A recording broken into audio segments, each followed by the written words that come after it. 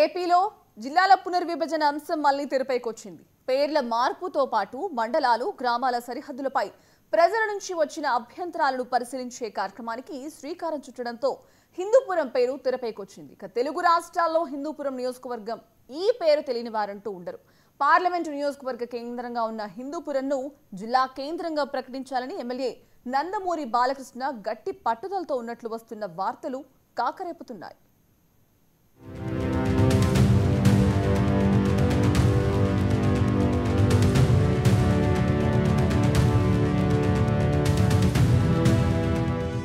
YCP పాలనలో 13 జిల్లాలను 26 జిల్లాలుగా మార్చారు. ప్రతి పార్లమెంటు నియోజకవర్గాన్ని జిల్లా కేంద్రాలుగా ప్రకటిస్తామని చెప్పిన వైసీపీ అధినేత జగన్ అధికారంలోకి వచ్చాక ఇచ్చిన హామీకి భిన్నంగా హిందూపురం పార్లమెంటును కాదని పుట్టపర్తిని జిల్లా కేంద్రంగా ప్రకటించారు. నందమూరి బాలకృష్ణ హిందూపురం ఎమ్మెల్యేగా కొనసాగుతుండటం వైసీపీకి మింగుడు పడక పుట్టపర్తికి జిల్లా కేంద్రం తరలించారని అప్పట్లో పెద్ద ఎత్తున ఆరోపణలు వెల్లువెత్తాయి. ఉమ్మడి జిల్లాలో శాంతికి మారుపేరైన పుట్టపర్తిని జిల్లా కేంద్రంగా ఏర్పాటు చేయడం సరికాదని తీవ్రంగా వ్యతిరేకించారు. కొందరు నేరుగా హైకోర్టును ఆశ్రయించారు.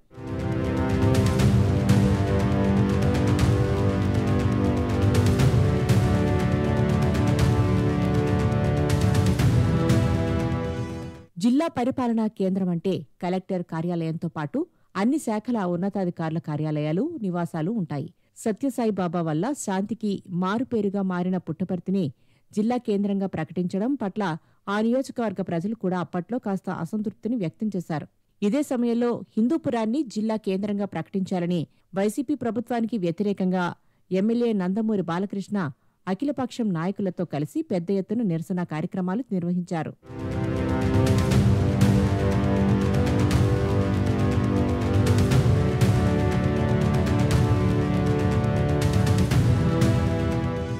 ప్రస్తుతం అధికారంలో ఉన్న కూటమి ప్రభుత్వం జిల్లాల పేర్లు, సరిహద్దులు మార్చేందుకు సిద్ధమైంది.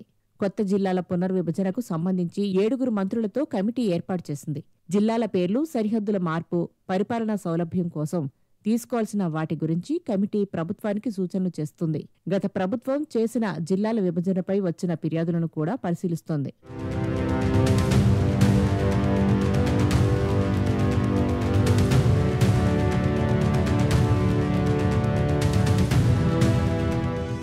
హిందూపురం నియోజకవర్గం పారిశ్రామికంగా, వ్యాపారంగా, భౌగోళికంగా అన్ని వసతులు కలిగి ఉంది. దాదాపు 2.5 లక్షల ఓటర్లు, 3 లక్షలకు పైగా జనాభా ఉన్న నియోజకవర్గం. మాజీ ముఖ్యమంత్రి స్వర్గీయ నందమూరి తారక రామారావు హిందూపురం శాసనసభ్యులుగా ఉన్నప్పుడు తూముకుంటలో పారిశ్రామిక వాడను అభివృద్ధి చేశారు. ఇప్పటికీ అక్కడ 100కు పైగా వివిధ పరిశ్రమలు నడుస్తున్నాయి. కర్ణాటక రాష్ట్రానికి కేవలం 90 కిలోమీటర్ల దూరంలో ఉంది హిందూపురం పట్టణం. ఎయిర్పోర్టుకు 80 కిలోమీటర్ల దూరంలో వాణిజ్యపరంగా, వ్యాపారపరంగా ప్రత్యేక గుర్తింపు పొందింది. పరిపాలనా విభాగంలో గ్రేడ్ 1 మున్సిపాలిటీగా ఎదిగింది హిందూపురం. ప్రపంచ ప్రసిద్ధిగాంచిన లేపాక్షి వీరభద్రస్వామి ఆలయం హిందూపురానికి కేవలం 12 కిలోమీటర్ల దూరంలో ఉంది.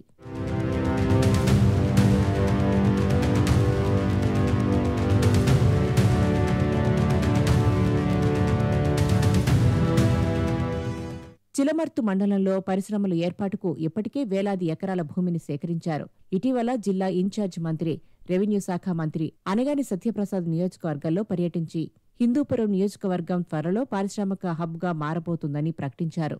రాజకీయంగా తెలుగుదేశం పార్టీకి మంచి పట్టున్న నియోజకవర్గం. 1987 నుంచి నేటి వరకు ఇక్కడ తెలుగుదేశం పార్టీ తప్ప మరొక పార్టీ గెలిచిన దాఖలాలు లేవు. నందమూరి కుటుంబానికి హిందూపురం నియోజకవర్గంతో విడదీయలేని బంధం ఉంది. ఎన్టీఆర్ వారసుడిగా నేడు బాలయ్య వరకు హిందూపురం నియోజకవర్గం ఎమ్మెల్యేగా కొనసాగుతున్నారు.